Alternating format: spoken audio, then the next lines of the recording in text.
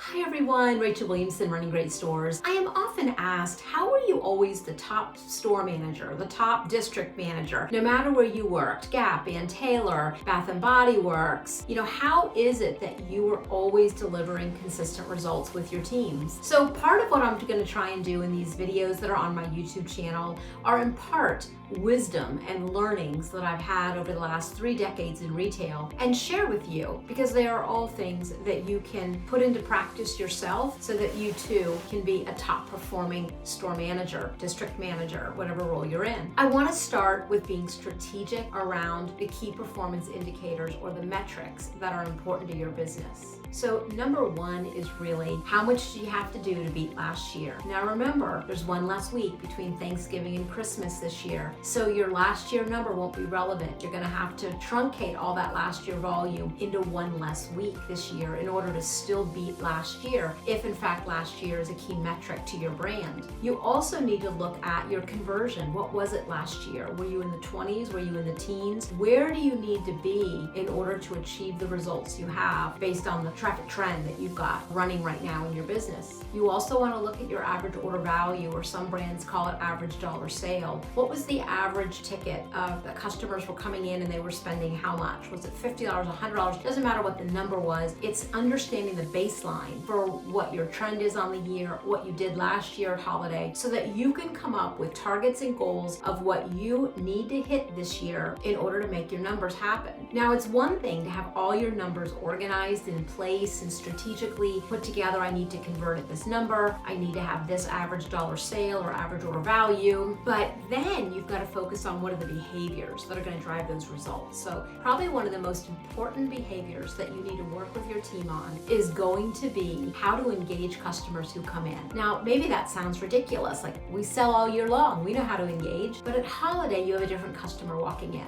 If you're a women's store, you might have more men coming in. If you're a men's store, you might have more women coming in. If you are a universal brand, you may not know if you have new customers coming in or not. And so connecting with that customer when they're coming in is vital. When's the last time you were in? Do you normally shop here? Now, if a man's walking in and you're a woman's brand, they typically look like deer in the headlights and need a little help. They're a little more obvious. But one of the things I see missed the most at retail clients of mine is that we miss converting men who walk in. First of all, men want to have a great gift. They want to be known as the good gift givers. So they're a pretty easy target. If any men are watching this, please do not be offended. I mean that in the best possible way. And so how do you engage in a way that guarantees a higher percentage, at least, that you are going to convert this customer? You need to be able to engage in a genuine way as they're walking in and ask them, are you shopping for yourself, or have you already begun holiday shopping? This is the best way to understand where they are.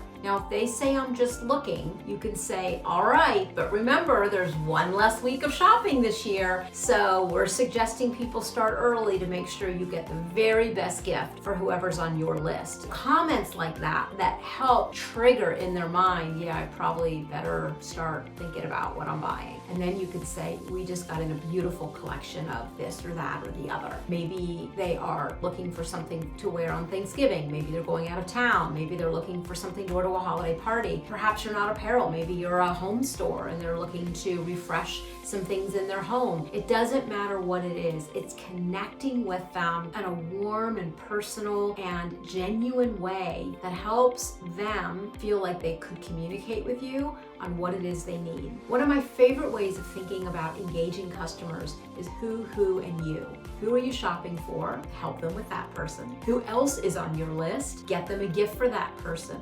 And then what is it that you need today? And then help them with that. You're not always gonna hit that, but if you practice with your team, real-time practice to help the opposite sex coming in, to help who, and you. And then lastly is helping your team. Do they know what is available in how many colors, in what sizes, what's online, what's available in the store, what's still coming in? Do they have an idea of best sellers, favorite items, price range? Those are probably the 3 biggest ways to engage customers. Who are you shopping for? Do you have a budget in mind? Let me show you my favorite item. Let me show you our best-selling item. But if you don't practice in real time with your team, here's what you're gonna get. Hi, welcome in. Who are you shopping for?